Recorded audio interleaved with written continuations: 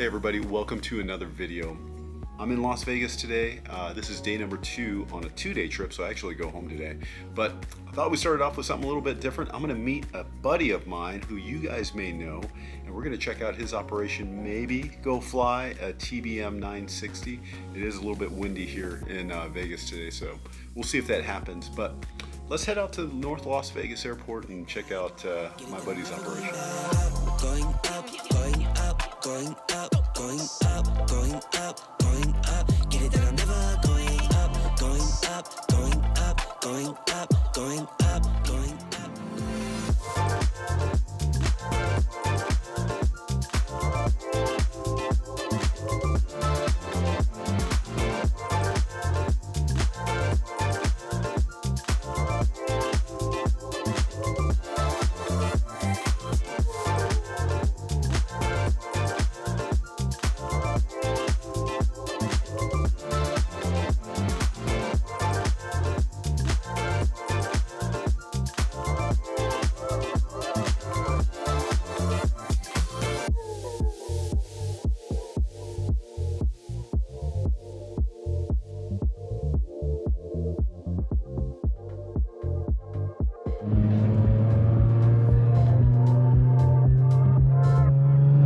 Here we are at a hangar.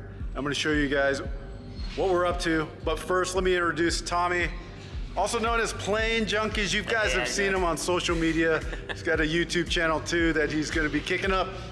Again. But anyways, Tommy and I went and grabbed some breakfast at a cool little breakfast spot here at North Las Vegas Airport. But now we're gonna go check out this beautiful, it's a TBM 960, right Tommy? 960. Man, look at this beauty.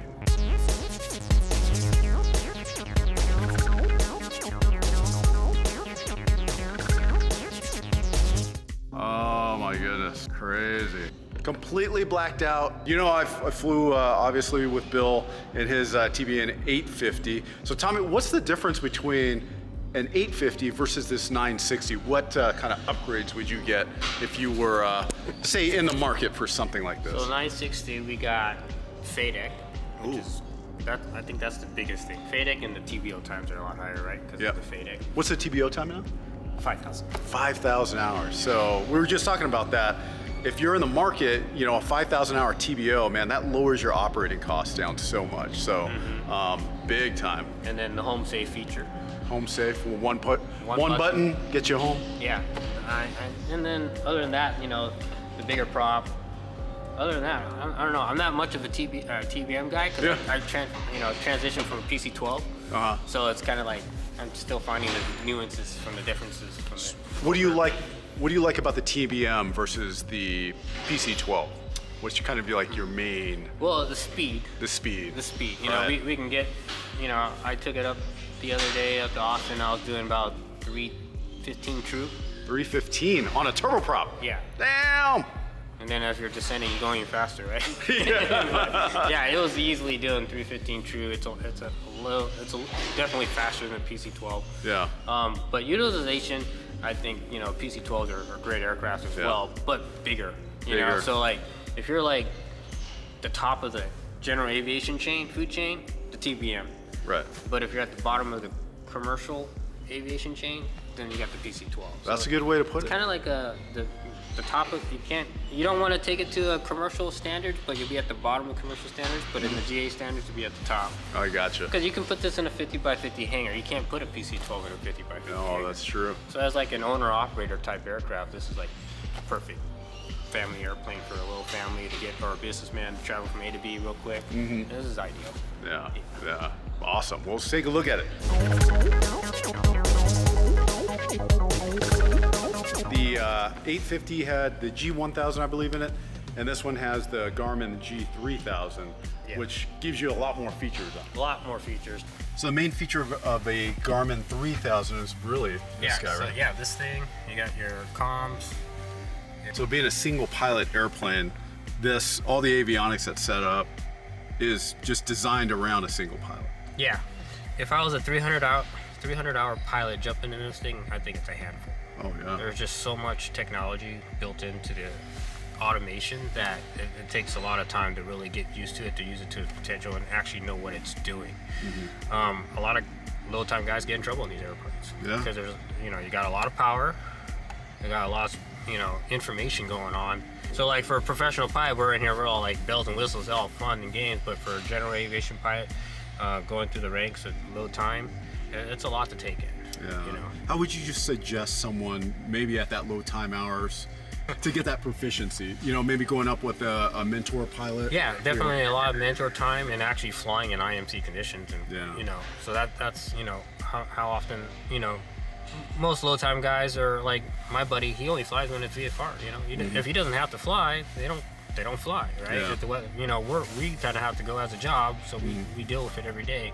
But when owners have operators and have the option to like not fly on a cloudy day, then they don't. And then when they get stuck on a cloudy day, then you know they're not used to it. Like the procedure-wise, they don't have a procedure. Actually, they kind of just wing it, you know. Yeah, and maybe they get lulled into a sense of security with all the advancements and the technology. Oh, it'll keep me safe.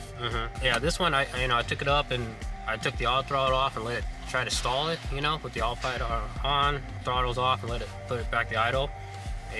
Autopilot took over, all power came back in automatically, it engaged, and it just had a safety feature, you know. You do a high excess of like 60 degrees of bank, autopilot kicks in, goes back to level, you know. So there's a lot of safety features they've incorporated into the aircraft to help prevent that, but it still can get you in trouble. Yeah. That is a beautiful airplane. You know, TBM is known for speed, so, you know, doing 315 knots, going anywhere in a single engine turboprop is pretty amazing. So that's crazy. Let's check out the interior of it. If you were a passenger, check out the seats.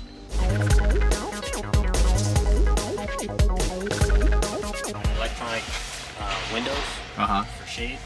Oh, for the tint, so there's no real... like the 787. So it's just like the Dreamliner then? Yep, just like a Dreamliner. Man, that's awesome. So room for 4 back here. And, you know, pretty comfortable. You've got a little bit of space between seats. Obviously there's a little cooler back here.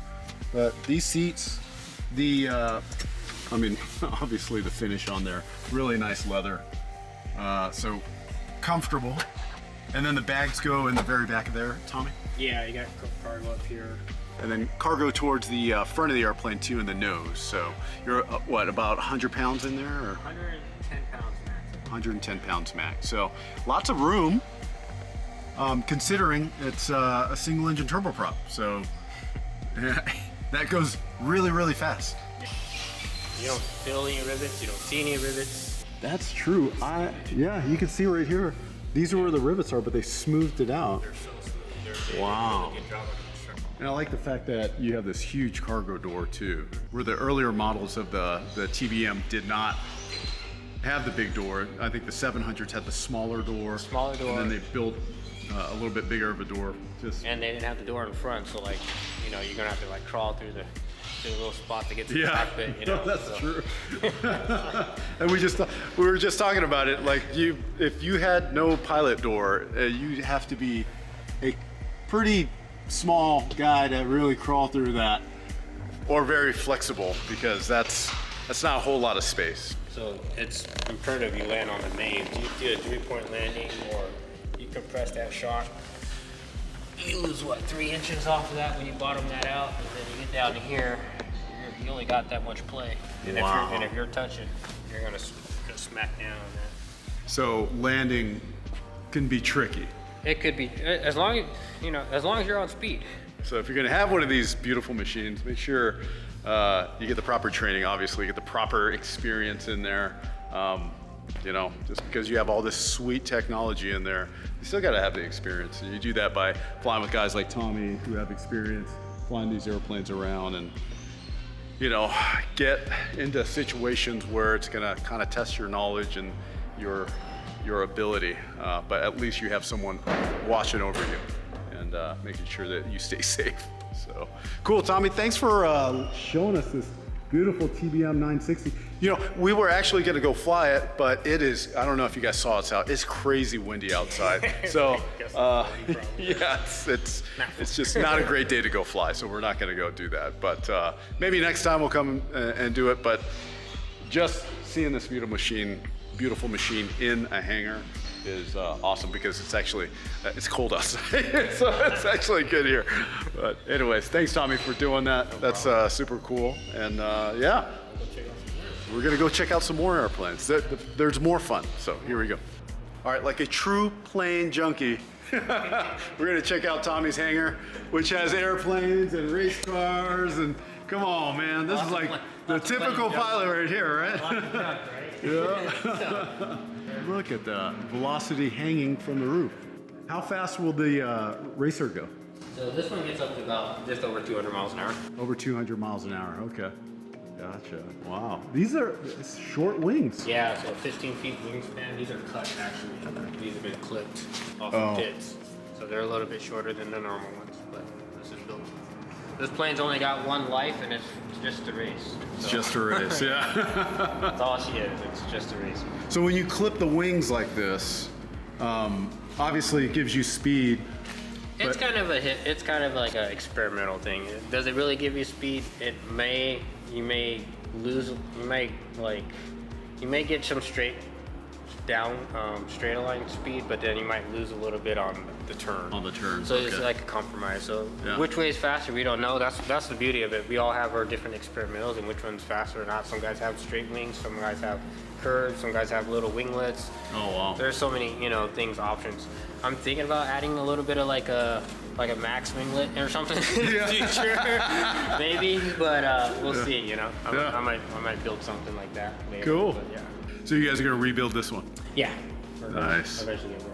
I'm still working on getting a loft in here installed. So once I get the loft installed, I have a little bit more room. Okay. And then we'll start building stuff. So, wow. Yeah. Sweet. True aviation fan. Yeah.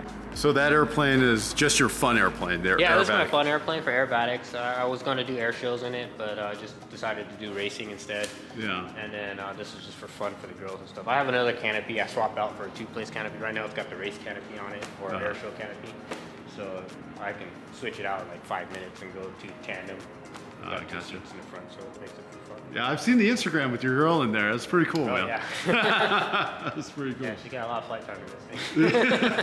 That's cool. She's probably got a solo in it too. Yeah, so I'm right? pretty sure she's got a solo in it. That's gonna be awesome. She's gonna take it away from me. So.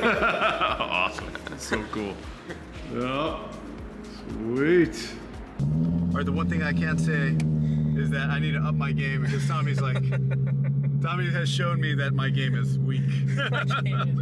My hangar is in need of more stuff in there. More airplanes. Yes, I'm bringing it weak sauce.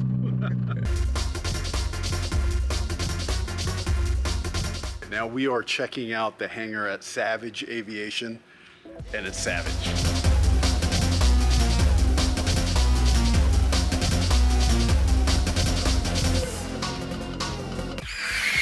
What? We both can up our game with this kind of hangar. We got a lot to do.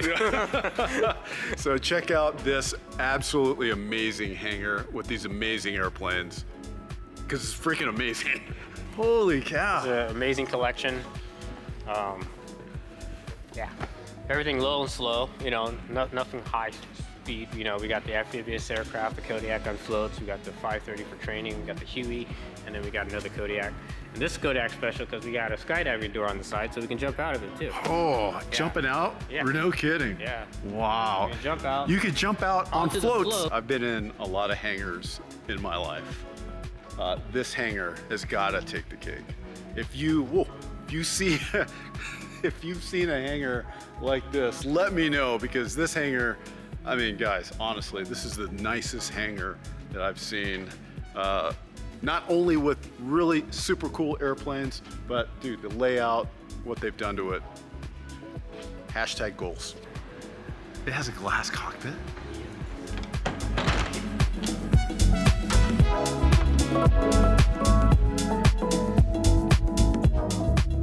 So this is on a charter system? Yeah, this is on a charter system. So if you want to charter out a Huey, Call Savage. There you go, man. If you have the need to charter a Huey, or you just want to do some cool stuff, because that's what you were saying, right? Yeah, cool stuff. Just go out, do some. Out. We could take the doors off. We do helicopter strip tours with the doors off as well. Wow. Red Rock tours. Yeah. Yeah, doors off, especially in the summertime. You got the doors off and you're just wide open. You know, this is a huge door. You carry up to 10 passengers. You know, so. 10 passengers. Yeah.